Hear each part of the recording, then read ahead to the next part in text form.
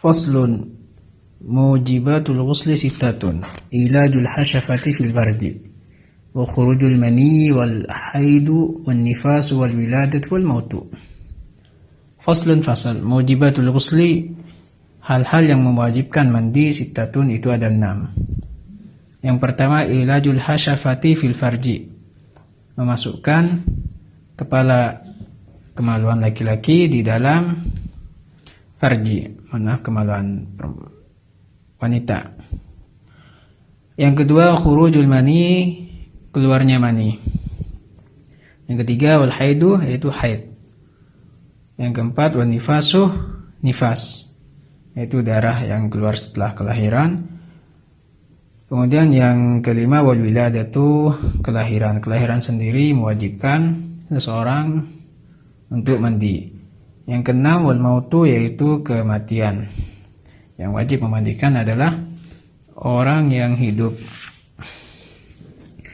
Nah, di sini disebutkan Syekh Salim bin Sumair menyebutkan hal-hal 6 perkara yang mewajibkan seorang itu mandi. 3 hal diantaranya adalah ada pada laki-laki dan perempuan, yaitu bersetubuh, itu keluar mani dan kematian. Sedangkan yang ketiga khusus untuk perempuan, yaitu haid, nifas, dan kelahiran. Mandi ini secara definisi artinya mengalirkan air kepada sesuatu, baik itu badan ataupun bukan, dengan niat ataupun tidak.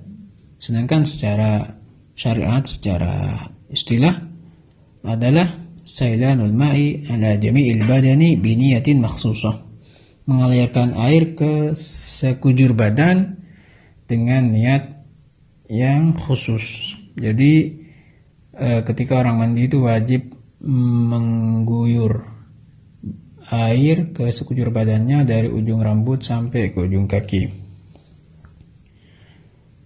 Di sini yang pertama disebutkan adalah ilajul hasyafati fil farji, memasukkan kepala kemaluan laki-laki.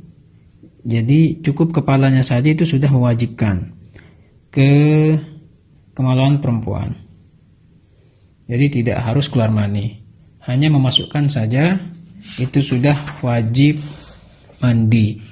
Sebagaimana disebutkan dalam hadis, idza iltaqal khitanani aw massal khitanul khitana faqad wajabal ghuslu. Ketika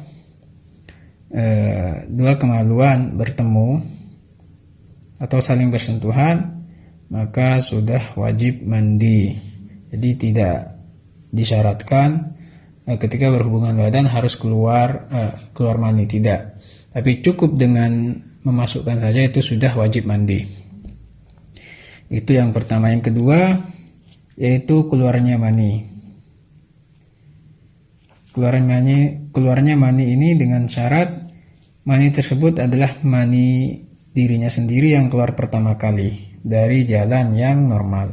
Kalau ada orang keluar mani dari mulutnya, itu tidak normal, maka tidak wajib. Maninya sendiri dalam artian ini ketika ada yang keluar pertama kali.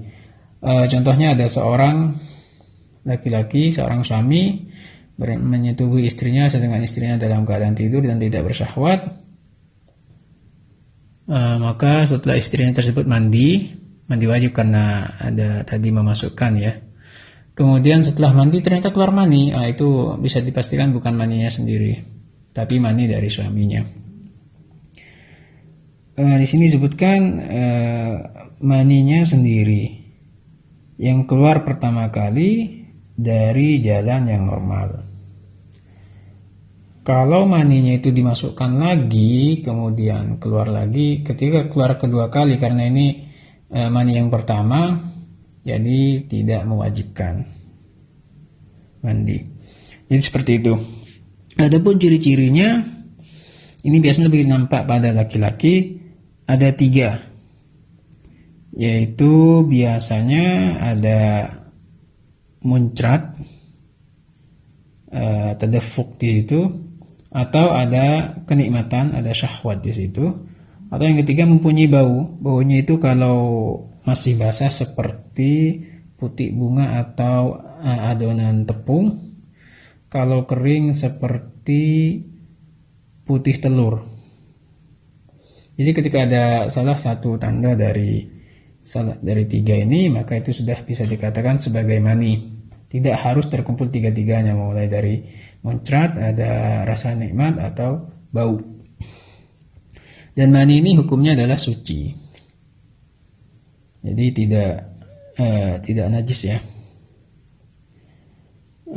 Kemudian ada yang mirip dengan mani, namanya madhi. Madhi itu cairan agak putih. Keluarannya itu ketika syahwat tidak muncak, dan keluarannya juga tanpa adanya muncratan. Itu madhi. Atau juga wadi. Wadi ini mirip dengan madhi, akan tetapi tidak ada syahwat. Biasanya setelah melakukan pekerjaan berat atau karena terlalu lama menahan air kencing, lantas keluar wadi. Kedua-duanya ini ketika keluar, baik itu madhi ataupun wadi, tidak ada rasa nikmat. Nah, hukum madhi sama wadi ini najis seperti air kencing. Kemudian kalau dia itu ragu, ini madhi atau mani. Contoh dia tidur, dan bangun tidur ada basahan. Maka dia itu boleh memilih. Boleh menganggapnya mani, lantas dia mandi, atau boleh menganggapnya itu wadhi, atau madhi, maka dia wajib wudu dan mensucikan bekasnya tersebut. Tapi utamanya dia mensucikan bekasnya tersebut, lantas mandi, menggabungkan keduanya. Kemudian yang ketiga yaitu haid. Yang dimaksud di sini adalah setelah berhentinya darah haid. Setelah suci dia wajib mandi. Kemudian yang kelima, nifas. Nifas di sini darah yang keluar setelah kelahiran. Nah, di sini juga kapan wajibnya? Setelah darah nifasnya terhenti. Kemudian yang kelima adalah melahirkan. Melahirkan di sini tidak harus bayi sempurna ya, bahkan masih dalam bentuk embrio itu sudah wajib mandi. Kenapa? Karena janin ataupun embrio ataupun bayi itu kata ulama adalah mani yang munakid, mani yang menjadi daging gitu. Pada dasarnya asalnya adalah mani, makanya ketika keluar dia wajib mandi. Kemudian yang keenam adalah kematian. Nah, orang yang meninggal itu wajib dimandikan, kecuali dia itu matinya mati syahid ketika perang bersama kaum musyrikin atau kaum kufar. Nah, hanya yang syahid saja, yang syahid di fisabilillah itu yang tidak boleh dimandikan. Sedangkan selain itu, meskipun keguguran tapi usianya sudah 4 bulan, maka wajib dimandikan. Jadi seperti itu, wallahu a'lam bishawab.